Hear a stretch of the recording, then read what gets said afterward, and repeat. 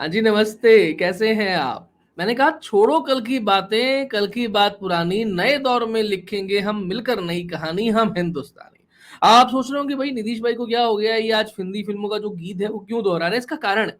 इसका कारण ये है कि कांग्रेस का एक चिंतन शिविर जो है वो उदयपुर में, राजस्थान के उदयपुर में चल रहा है और नाम उसका रखा गया है नव संकल्प चिंतन शिविर। अब नव संकल्प से बड़ा इंटरेस्टिंग लगता है मुझे कि भाई संकल्प था वो पुराना हो गया। अब पुराना संकल्प से क्या करना है? पुराने संकल्प में मिट्टी डालो, उसको नीचे गाड़ो, गाड़ने के बाद में जो होगा वो देखा जाएगा।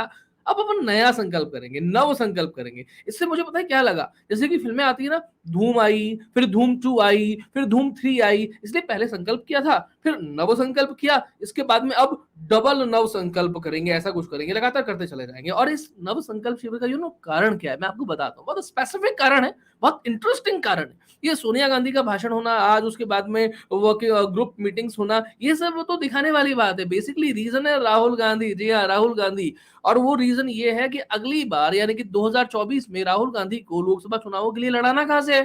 क्योंकि राहुल गांधी ऐसे कुछ लोगों में से है जो जीतने के बाद में पहले दिन ये सोच लेते हैं कि भैया अपन जीत गए ना, अब बस हो गया, अब छोड़ो। अमेठी से तो हार ही गए थे, वायनाड से वो जीते थे। वायनाड से जीतने के बाद में, और अभी रिसेंटली क्या हुआ, जब वो काठमांडू गए, एक ऐसी पार्टी में, जिस पार्टी की जो शख्सियत थी, जिनके बारे में कहा जाता है कि भारत विरोध के लिए वो प्रख्यात है। भारत विरोध के चाहे स्टेटमेंट्स हो या भारत विरोध के लिए काम करना हो, चीन के लिए काम करना हो, वो उसके लिए प्रख्यात है। और जब चीन और भारत के बीच में कॉन्ट्रडिक्टरी कोई बात आती है, तो चीन की साइड लेने के लिए राहुल गांधी तो चले ही जाते हैं। वो कहते हैं कि भाई मैंने चीन के राष्ट्रपति से बात की, विदेश मंत्री से बात की, एमओयू किया। अब क्या एमओयू किया ये तो किसी को पता नहीं होता है। और उसी समय जब राहुल गांधी काठमांडू जाते हैं, स्मृति ईरानी पहुंच जाती है वायनाड।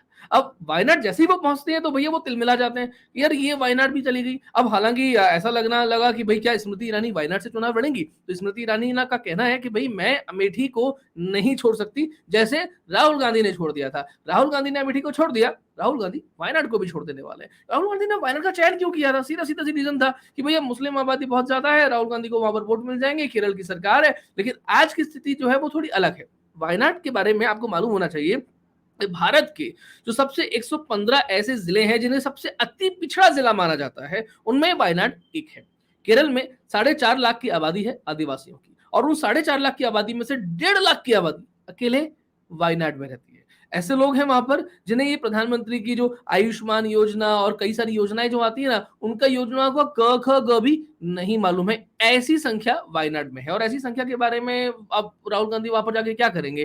तो वो क्लियर है इस बारे में कि भाई अब मुझे वहां से चुनाव नहीं लड़ना है, ये पहले दिन से क्लियर है। अब वहां से नहीं लड़ना है तो कहीं से तो लड़ना होगा, और ये सबकी जिम्मेदारी बनती है उन्हें जिताना, क्योंकि अगर उन्हें नहीं जिताएंगे तो केंद्रीय नेतृत्व के रूप में मनोरंजन संसद में कौन करेगा सबका? मीम्स किसके ऊपर बनेंगे, जोक्स किसके ऊपर बनेंगे, लोगों को हंसाएगा कौन? ये पप्पी छप्पी वाला काम कौन करेगा संसद में? तो राहुल गांधी को नैतिक रूप से जिताना नहीं, मतलब राहुल गांधी को जिताना हम लोगों की नैतिक जिम्मेदारी बन जाती है, क्योंकि नैतिक रूप से ये कांग्रेस के लिए शब्द उपयोग नहीं किया जा सकता। नैतिक शब्द उपयोग करना अगर कोई करता है कांग्रेस के लिए, गांधी नेहरू परिवार के लिए, तो ये बड़ा अनैतिक है, तो वो नहीं कर सकते। अब लड़ेंगे कहां से? तो साहब उनके लिए, गांधी नेहरू परिवार के लिए इस समय जो सबसे बढ़िया, संतोषी और सबसे ज्यादा आत्म जिनके बारे में एक तरीके से कॉन्फिडेंस किया जा सकता है, वो नाम है अशोक गहलोत। तब अशोक गहलोत अपने बेटे को जोधपुर में नहीं जितवा पाए थे पिछली बार, पूरी ताकत लगाने के बाद में, नाम था वैभव गहलोत। पिछले चुनाव में, उससे पहले भी 25 के 25 भाजपा लेके जा रही है, तो यूपी में भी एक भी सीट कांग्रेस नहीं लेने वाली है। आप राजस्थान में जा नहीं सकते, आप मध्य प्रदेश में जा नहीं सकते, आप गुजरात में जा नहीं सकते, आप पंजाब में जा नहीं सकते। हालत कैसी हुई थी आपको मालूम ही है। छत्तीसगढ़, झारखंड, ये कहीं भी, आप महाराष्ट्र कहीं भी नहीं जाने वाले। केरल में वायनाड में तो आप पहले से छोड़ दिया है आपने। तो 543 लोकसभा सीटों में से राहुल गांधी जी ये कहां से लड़ेंगे और कहां से जीतेंगे? इसके लिए ये चिंतन शिविर का, नव संकल्प चिंतन शिविर का आयोजन किया गया है। ये इसकी बेसिक बात है, मोटी मोटी बात है। तो ये वो पूरा एक तरीके से खाका मैंने आपके सामने खींचने की कोशिश की, नव संकल्प चिंतन शिविर का। अब दूसरी बात है कि भाजपा क्या कर रही है, तो भाजपा जो कर रही है वो मैं आपको बता देता हूँ। भाजपा ये कर रही है कि 2024 में फोकस किया जाए, इसके लिए जितना टाइम है वो टाइम सेविंग कर लिया जाए, यानी कि टाइम मैनेजमेंट जो है अच्छा हो जाए। इसके लिए गुजरात और कर्नाटक में, इन दो राज्यों में समय से पहले चुनाव करवा लिए जाएं। यानी कि एक राज्य में चुनाव जो है वो नवंबर दिसंबर में होने वाले हैं, और दूसरे राज्य में 2023 की शुरुआत में, ऐसा है। लेकिन ये चुनाव सितंबर अक्टूबर हो जाए तो अच्छा रहे। क्यों अच्छा रहे? क्योंकि 2017 में भाजपा को जो गुजरात में परेशानी आई थी पाटीदार आंदोलन के कारण से, वो अब 2022 में देखने को नहीं मिलेगी। आम आदमी पार्टी के बारे में कहते हैं लोग बाग कि भाई वो वहां जा रही है, तो समझ लीजिए इस बात को कि केजरीवाल जो पंजाब में किया वो हर जगह नहीं चलने वाला है, और कांग्रेस पार्टी के कुछ वोट केजरीवाल आम आदमी पार्टी जरूर गुजरात में काट सकती है। इससे ज्यादा कुछ होने वाला नहीं है। 3 नाम है, हार्दिक पटेल, जिग्नेश मेवाणी और Alpesh Thakor. Alpesh Thakor already entered to Bhajpa. Jignesh Mevani की हालत यह है कि अपनी कॉन्स्टिट्यूएंसी में भी कांग्रेस के वोटों के सहारे ही वो जीत सकते हैं, उसके अलावा जीतने वाले नहीं है। हार्दिक पटेल अभी जो रैली हुई थी, जिग्नेश मेवाणी के साथ में आने वाले थे, पोस्टर वोस्टर लगे थे, हार्दिक पटेल आए नहीं। क्यों नहीं आए? क्योंकि पिछले कुछ समय से हार्दिक पटेल को ये लगने लगा है कि उनके स्टेटमेंट्स में हिंदुत्व के प्रति उनकी एक तरीके से उनका आत्मविश्वास जो बढ़ा है, और बहुत युवा नेता है, पूरा करियर उनके सामने है, उनको मालूम है गुजरात की राजनीति में अगर बनाए रखना है तो भैया भाजपा के बिना उनका काम जो है वो चलने वाला नहीं है। इसलिए हार्दिक पटेल की एंट्री कभी भी भाजपा में हो सकती है, ये बात आप लिख करके ले लीजिए। तो गुजरात आज तक जितने असेंबली इलेक्शंस हुए हैं गुजरात में, भाजपा के लिए 2022 सबसे ज्यादा आसान रहने वाला है। 2017 में भी जो इतनी परेशानी हुई थी, इतनी मुश्किल हुई थी, इवन ध्यान भाजपा का वोट शेयर 50% से ज्यादा था।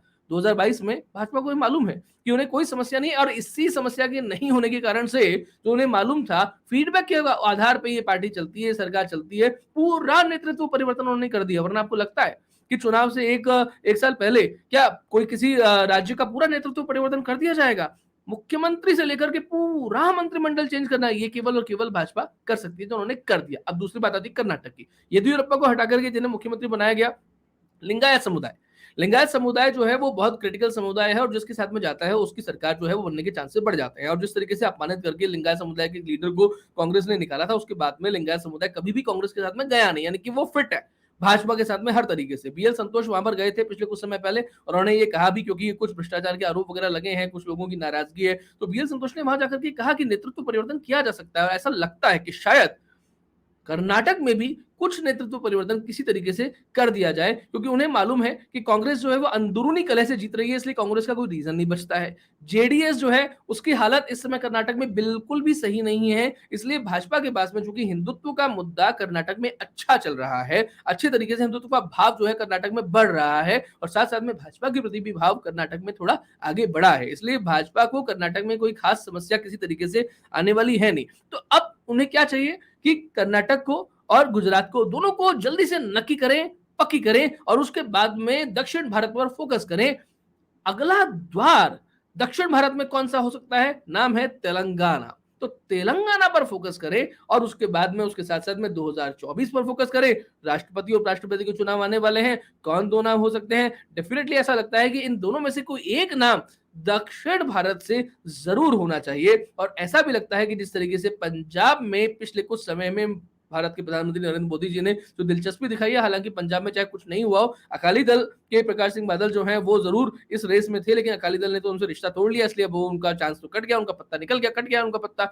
लेकिन एक कोई सरदार भी ऐसा मुझे लगता है आपको राष्ट्रपति और उपराष्ट्रपति में से देखने को मिल सकता है। अब कौन होगा ये तो हमें नहीं पता, ये केवल 2 लोगों को मालूम है, उनके अलावा और किसी को नहीं मालूम है। चाहे कितने भी कयास लगते रहे, कोई आरिफ मोहम्मद खान साहब के बारे में बात करें या किसी और के बारे में बात करें, लेकिन शायद वो एक सरदार हो सकते हैं, और शायद वो एक दक्षिण भारत से निकले हुए एक राजनीतिज्ञ हो सकते हैं जो भाजपा से संबंध रखें।